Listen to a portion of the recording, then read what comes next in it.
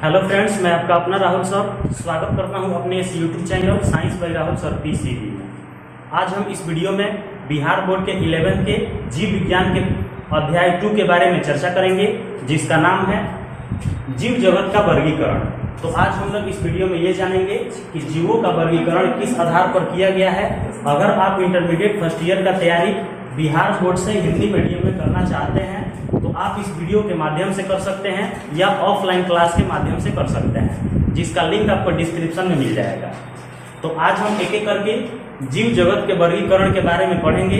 इसमें से हम लोग सबसे पहले ये जानेंगे कि जीवों का वर्गीकरण किस आधार पर किया गया है। अलग अलग वैज्ञानिकों ने किस आधार पर समस्त जीवों का वर्गीकरण किया है।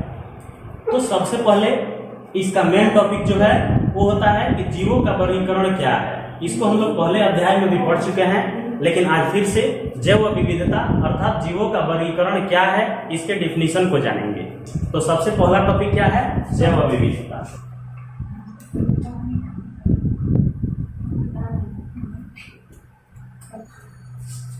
तो सबसे पहले हम लोग ये जानेंगे कि जैव विविधता क्या है, बायोडाइवर्सिटी क्या है। तो डिफिनीशन इसका कैसे देंगे, आपको पहले भी बताया जा चुका है कि अब तक लगभग 1.7 से 1.8 मिलियन 1.7 से 1.8 मिलियन जीवों के प्रजातियों की खोज हो चुकी है, जिनके बारे में एक साथ पढ़ना संभव नहीं है। तो विस्तार पूर्वक इन सब जीवों के जातियों के बारे में, इन सब जीवों के बारे में पढ़ने के लिए हम लोग अलग अलग वर्गों में डिवाइड किए हैं। तो जैव विविधता मतलब बायोडाइवर्सिटी का डेफिनेशन कैसे देंगे? जीवों को उनके समानताओं के आधार पर, विसमानताओं के आधार पर, उनके लक्षणों के आधार पर, उनके शरीर की बनावट के आधार पर, मतलब शारीरिक संगठन के आधार पर अलग अलग भागों में बांटने की जो प्रक्रिया है, बांटने की जो पद्धति है, उसी को हम लोग कहते हैं जैव विविधता, और इंग्लिश में क्या कहते हैं? बायोडाइवर्सिटी। तो ये था आपका अध्याय 2 का पहला टॉपिक जैव विविधता। इसको हम लोग पहले अध्याय में भी पढ़ चुके हैं, लेकिन आज हम जीव जगत के वर्गीकरण, क्योंकि इसमें हम लोग पहले चैप्टर में हम लोग ये पढ़े हैं कि जीव किसको कहते हैं, जीवों के मुख्य लक्षण कौन कौन से होते हैं, जीवों के विशिष्ट लक्षण कौन कौन से होते हैं। लेकिन दूसरे चैप्टर में हम लोग ये पढ़ेंगे कि जीवों के जो लक्षण हैं या कितने प्रकार के जो जीव हैं उनको अलग अलग भागों में कैसे डिवाइड किया गया है, किस आधार पर डिवाइड किया गया है।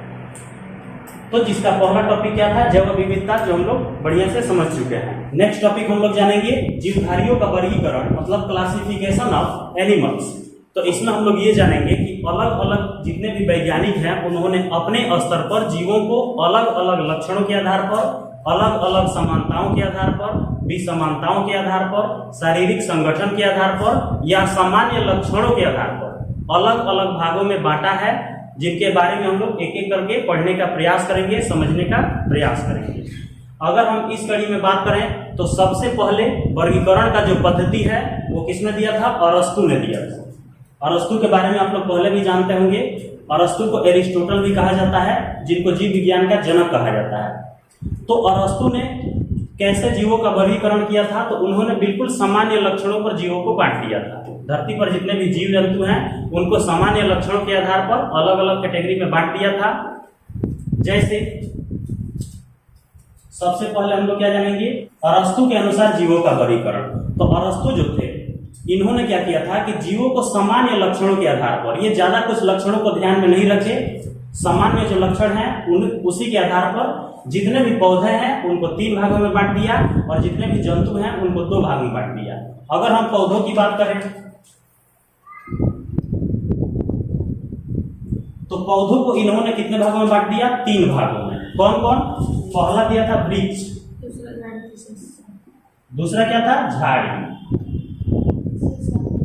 तीसरा साड़। सामान्य लक्षणों के आधार पर अरस्तु ने पौधों को 3 भागों में बांट दिया। एक का नाम क्या रखा? वृक्ष, दूसरे का झाड़ी और तीसरे का साड़। अब समझते हैं कि वृक्ष क्या होते हैं। तो वृक्ष किसको कहते हैं? वैसे पौधे जिनका आकार बहुत बड़ा होता हो और जिनकी शाखाएं काफी मजबूत होते हैं, माने मोटे और लंबे और बहुत बड़े पौधों को हम लोग क्या कहते हैं? वृक्ष कहते हैं। झाड़ी किसको कहते हैं? वृक्ष से जिनका आकार छोटा होता है, जिनकी डालियां, जिनकी शाखाएं, जिनकी तना वृक्ष की अपेक्षा थोड़ा सा कमजोर होती हो, उनको हम लोग कहते हैं झाड़ी। और शाक क्या होते हैं, जिनका आकार बहुत छोटा होता है, जिनकी पत्तियां और टहनियां शाखाएं बिल्कुल मुलायम होती हैं, कमजोर होती है, उनको हम लोग क्या कहते हैं, शाक कहते हैं। जैसे वृक्ष का एग्जाम्पल अगर हम लोग लेंगे तो आम का वृक्ष हो सकता है, कटहल का वृक्ष हो सकता है, नीम का वृक्ष हो सकता है। अगर हम झाड़ी की बात करें तो इसमें हो सकता है मेहंदी का पौधा हो सकता है, सेब का पौधा हो सकता है, शीशम का पौधा हो सकता है। तो इस तरह से ये सब क्या है, झाड़ी है। आम क्या है, आम का पेड़ जो है वो क्या है, वृक्ष है। अगर हम साग की बात करें तो इसमें सरसों हो सकता है, पालक हो सकता है, घास हो सकते हैं। तो इन सबको किसमें रख दिया उन्होंने, साग के अंतर्गत रख दिया। किसने रखा, अरस्तु ने।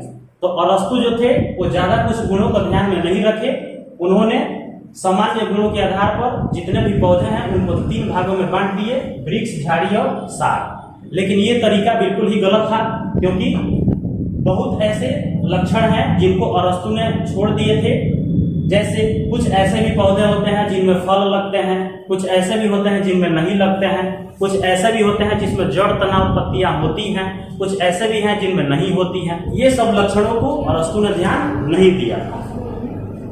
तो इसीलिए अरस्तु का जो वर्गीकरण पद्धति है वो ज्यादा आगे तक नहीं चल पाया, लेकिन आपके सिलेबस में है तो आपको जानना होगा।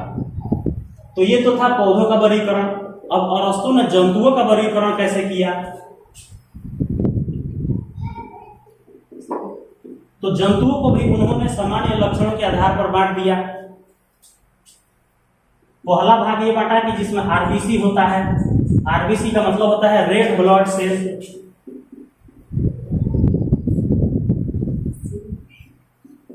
रेड ब्लड सेल कहिए या रेड ब्लड कॉर्पोसेल्स कहिए, दोनों एक ही बात है। और दूसरा होता है डब्ल्यूबीसी, व्हाइट ब्लड सेल। तो इस आधार पर अरस्तु ने जंतुओं को 2 भाग में बांट दिया।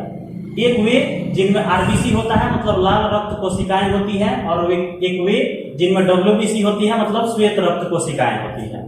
इसको हम लोग एक और तरीका से कह सकते हैं, आरबीसी की उपस्थिति और आरबीसी की अनुपस्थिति। उपस्थिति का मतलब होता है कि जिसमें आरबीसी है, और अनुपस्थिति का मतलब जिसमें आरबीसी नहीं है। तो ये बहुत ही सामान्य गुण है, बहुत ही सामान्य लक्षण है। इसी आधार पर अरस्तु ने जंतुओं को 2 भाग में बांट दिया, एक वे जिनमें लाल रक्त होता है, एक वे जिनमें लाल रक्त नहीं होता है। तो इनका जो बांटने का तरीका था, बांटने का जो आधार था, वो बहुत ही सामान्य था, इसलिए ये ज्यादा आगे तक नहीं चल पाया। अब आप सोचेंगे कि आरबीसी किसमें होता है या किसमें नहीं होता है। तो एग्जाम्पल के तौर पर हम लोग ये समझ सकते हैं कि मनुष्य जो होता है इसमें क्या होता है, आरबीसी होता है, लेकिन तिलचट्टा में नहीं होता है। तिलचट्टा में आरबीसी नहीं होता है। तो इस आधार पर जीवों को उसने क्या किया कि 2 भाग में बांट दिया। तो पहला हम लोग क्या जाने थे कि अरस्तु के अनुसार जीवों का वर्गीकरण, लेकिन अब हम लोग जानेंगे कैरोलस लिनियस के अनुसार जीवों का वर्गीकरण। तो ये भी कुछ ज्यादा दिमाग नहीं लगाए, ये भी कुछ सामान्य गुणों के आधार पर समस्त जीवों को 2 भाग में बांट दिए। एक का नाम दिया था पादप जगत और दूसरा का नाम दिया था जंतु जगत। अगर इसका इंग्लिश की बात करें तो पादप जगत का हो जाएगा प्लांट किंगडम,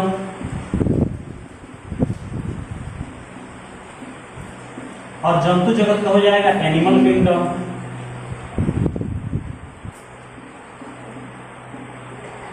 तो ये भी ज्यादा लक्षणों को ध्यान में नहीं रखे, जितने भी जीव हैं उन सबको 2 भाग में बांट दिए। एक का नाम रखा पादप जगत और दूसरा का नाम रखा जंतु जगत। इन्होंने समस्त जीवों को 2 जगत में बांटा था, इसीलिए इनके जो भी वर्गीकरण का आधार है इसको हम लोग क्या कहते हैं, द्विजगत वर्गीकरण पद्धति। कैरोलस लिनियस के अनुसार जो भी वर्गीकरण पद्धति का आधार था उन्होंने 2 आधार पर बांटा था, इसलिए इसे क्या कहते हैं, द्विजगत वर्गीकरण पद्धति कहते हैं। कैरोलस लिनियस ने पौधों को और जंतुओं को इस आधार पर 2 भागों में बांट दिया था कि एक वे जिनमें क्लोरोफिल होता है और एक वे जिनमें क्लोरोफिल नहीं होता है।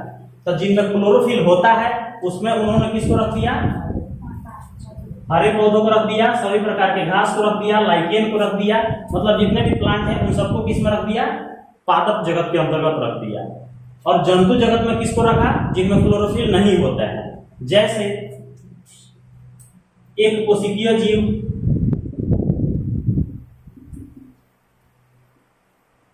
एक कोशिकीय जीव को भी रखा, बहुकोशिकीय जीव को भी रख दिया,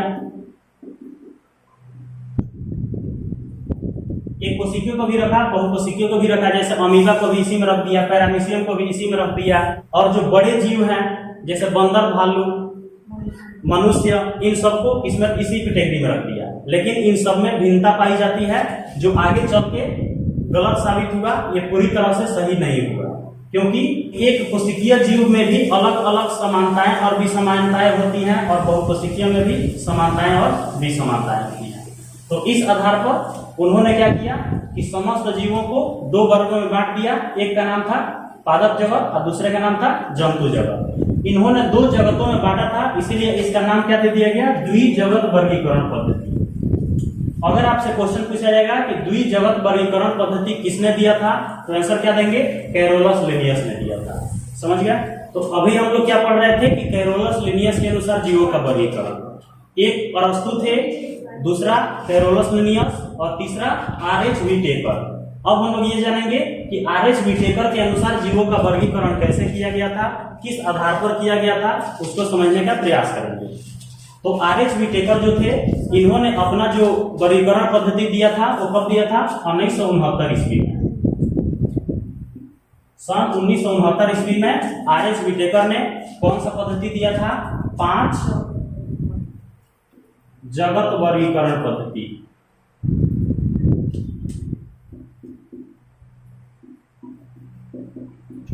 पांच जगत वर्गीकरण पद्धति किसने दिया था, आरएच व्हिटेकर ने दिया था। कब दिया था, 1969 ईस्वी में। तो पांच जगत वर्गीकरण पद्धति में आरएच व्हिटेकर ने किस आधार पर रखा था अलग अलग जीवों को, उनमें कौन कौन सी समानताएं होती हैं, कौन कौन सी विसमानताएं होती हैं, कौन कौन से उनके मुख्य लक्षण होते हैं। तो इस आधार पर हम लोग एक एक करके पढ़ने का प्रयास करेंगे। और वे 5 कौन कौन से जगत हैं, तो पहला की अगर हम बात करें तो पहला होता है मोनेरा, दूसरा होता है प्रोटिस्टा, तीसरा होता है फंजाई,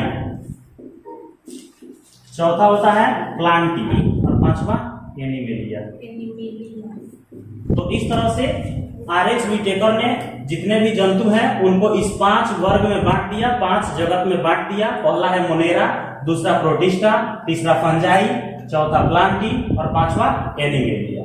अब हम लोग एक एक करके इन सब के बारे में पढ़ने का प्रयास करेंगे कि मोनेरा के लक्षण क्या है, उसमें किन जीवों को रखा गया है, प्रोटिस्टा क्या है, इसमें किन जीवों को रखा गया है, फंजाई क्या है, इनके लक्षण क्या होते हैं, इसमें किन जीवों को रखा गया है, प्लांटी क्या है, इसमें किसको रखा गया है, एनिमेलिया क्या होता है, इन सब में किसको रखा है, इनमें किन किन जीवों को रखा गया है, उनके लक्षण क्या होते हैं, उनकी विशेषताएं क्या होती हैं। तो इस तरह से हम लोग एक एक करके पढ़ने का प्रयास करेंगे। लेकिन उससे पहले हम लोग को ये जानना होगा कि आरएच व्हिटेकर ने किस आधार पर जीवों का वर्गीकरण किया था, उनके मुख्य लक्षण क्या होते हैं। तो आशा करता हूं कि आपको इस वीडियो में इंटरमीडिएट के 11th का जीव विज्ञान के दूसरा चैप्टर आपको बढ़िया से समझ में आया होगा। आपके मन में अगर कोई प्रश्न है, कोई कंफ्यूजन है, कोई डाउट है, तो कमेंट सेक्शन में पूछ सकते हैं। मिलेंगे नेक्स्ट वीडियो में, तब तक के लिए जय हिंद।